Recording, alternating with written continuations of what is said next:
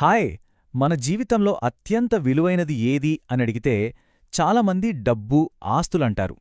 కాని నిజానికి వీటన్నిటికన్నా విలువైంది సమయం. రాజ్ ప్రకాష్ పాల్ గారి యొక్క స్ఫూర్తిదాయకమైన ప్రసంగం ఆధారంగా మన సమయాన్ని ఒక ఉద్దేశంతో ఎలా వాడుకోవచ్చో ఈరోజు మనం తెలుసుకోబోతున్నాం. So let's start. మొదటిగా ఒక ముఖ్యమైన ఆలోచనతో స్టార్ట్ చేద్దాం.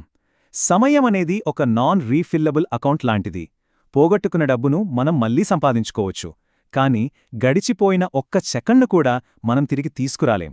అందుకే ఇది అన్నిటికంటే విలువైంది. ఓకే, టైం చాలా విలువైనది అంటున్నాం, బానే ఉంది. కానీ అసలు పాయింట్ ఏంటంటే, ఇంత విలువైన సమయాన్ని మనం ఎలా వాడుతున్నట్టు? ఇది మనల్ని మనం నిజాయితీగా వేసుకోవాల్సిన ప్రశ్న. కేవలం రోజులు గడిచిపోతున్నాయా, లేకపోతే ప్రతి క్షణాన్ని ఒక పర్పస్తో జీవిస్తున్నామా? దీని గురించే మనం ఇప్పుడు లోతుగా మాట్లాడుకుందాం. సరే, మనం మొదటి సెక్షన్లోకి వెళ్దాం. సమయాన్ని జస్ట్ గడియారంలో నడిచే ముల్లులా కాకుండా మన జీవితంలో మనం ఖర్చు చేసే అల్టిమేట్ కరెన్సీలా చూద్దాం. ప్రతి క్షణం మనం దేనికోసం స్పెండ్ చేస్తున్నామనే స్పృహతో ఉండటమే ఇక్కడ చాలా ముఖ్యం. అసలు ఈ ఉద్దేశపూర్వక జీవనమంటే ఏంటి? సింపుల్గా చెప్పాలంటే మన జీవితం ఒక గాలిపటంలా గాలికి కొట్టుకోకుండా దానికొక దారం కట్టి కంట్రోల్ మన చేతుల్లోకి తీసుకోవడం. మనం చేసే ప్రతి పని వెనుక ఒక క్లియర్ గోల్, ఒక ప్లాన్ ఉండాలి. అప్పుడే మన సమయానికి ఒక అర్థం వస్తుంది. సరే, ఈ ఐడియాను ఇంకా బాగా అర్థం చేసుకోవడానికి ఒక పాత కథలోకి వెళ్దాం. యెహోషువ మరియు హాయి పట్టణం కథ. ఇది కేవలం ఒక యుద్ధం కథ కాదు, ఒక లక్ష్యాన్ని ఎలా సాధించాలి అనే దానిపై ఒక పవర్ఫుల్ లెసన్. ఈ కథలోని ప్రిన్సిపల్స్ మన లైఫ్కి ఎలా అప్లై అవుతాయో చూద్దాం. ఇక్కడే అసలు కథ మొదలవుతుంది. యెహోషువకు ఒక క్లియర్ గోల్, ఒక వాగ్దానం ఇవ్వబడింది. కాని గెలుపు ఊరికే రాదు, దానికోసం పనిచేయాలి అని కూడా చెప్పబడింది. పట్టణం నీదే, కాని దానికోసం నీ ఈటను పైకెత్తు అనే సందేశం కేవలం నమ్మకంతో పాటు యాక్షన్ కూడా ఎంత అవసరమో చూపిస్తుంది. ఇక్కడ మనం గమనించాల్సిన విషయమేంటంటే, యెహోషువ ఆలోచిస్తూ కూర్చోలేదు. గోల్ క్లియర్ అవ్వగానే వెంటనే ఫీల్డులోకి దిగాడు. విజయం ప్రామిస్ చేయబడింది కదా అని వెయిట్ చేయకుండా ఆ రాత్రే తన యాక్షన్ ప్లాన్ను స్టార్ట్ చేసేశాడు. దీన్నే డిసైసివ్నెస్ అంటారు. అయితే ఆ పోరాటంలో పట్టుదల అనేది ఎంత కష్టమో చెప్పడానికి ఒక చిన్న డీటెయిల్లోకి వెళ్దాం. అప్పటి యోధుడు వాడే ఈటె బరువెంతుంటుందో తెలుసా? సుమారు 50 కిలోలు. ఒక్కసారి ఊహించుకోండి, ఆ బరువును చేత్తో పట్టుకుని నిలబడటం.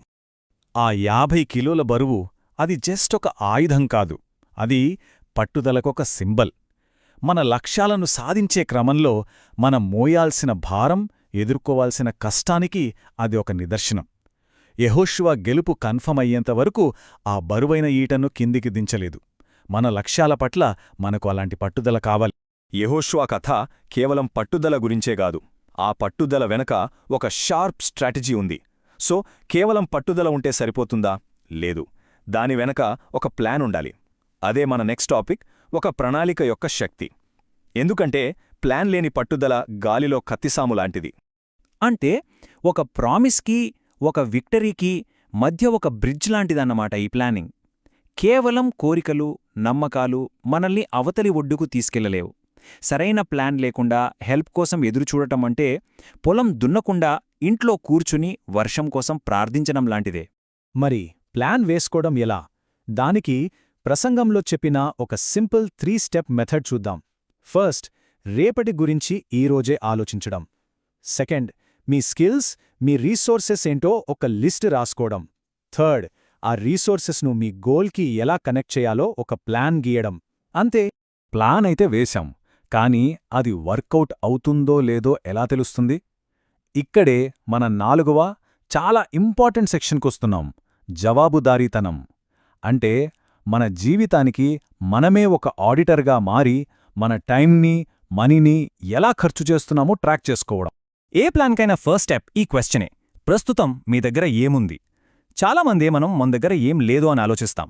కానీ ఈ ప్రశ్న మన ఫోకస్ని మన దగ్గర ఆల్రెడీ ఉన్న టాలెంట్స్, రీసోర్సెస్, ఆపర్చునిటీస్ వైపు మళ్లిస్తుంది. మన జర్నీ అక్కడ్నుంచే మొదలవ్వాలి.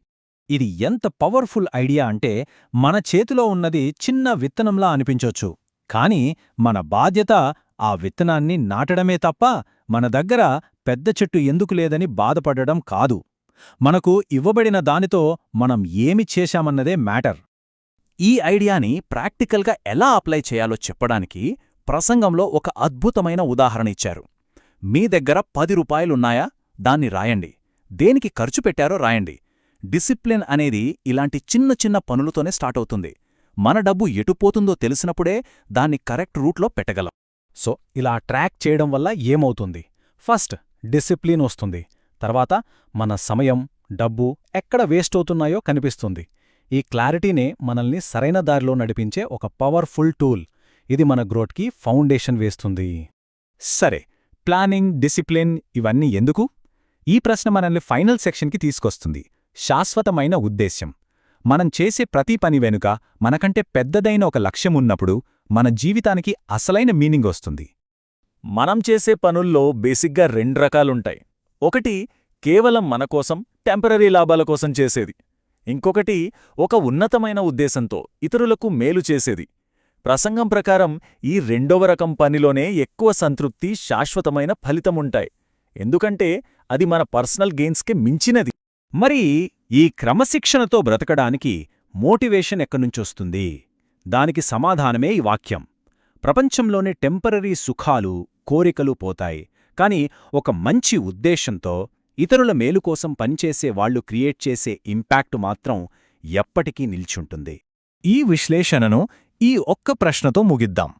మనం చేసే మంచి పనులు ఎప్పటికీ నిలిచిపోతాయని తెలిసినప్పుడు మనకు ఇవ్వబడిన ఈ విలువైన సమయంతో మనం ఏమి చేస్తాం? ఈ ప్రశ్న కేవలం ఈ రోజుకు సంబంధించింది కాదు. ఇది మన జీవితాంతం మనల్ని గైడ్ చేయాల్సిన ప్రశ్న. ఆలోచించండి.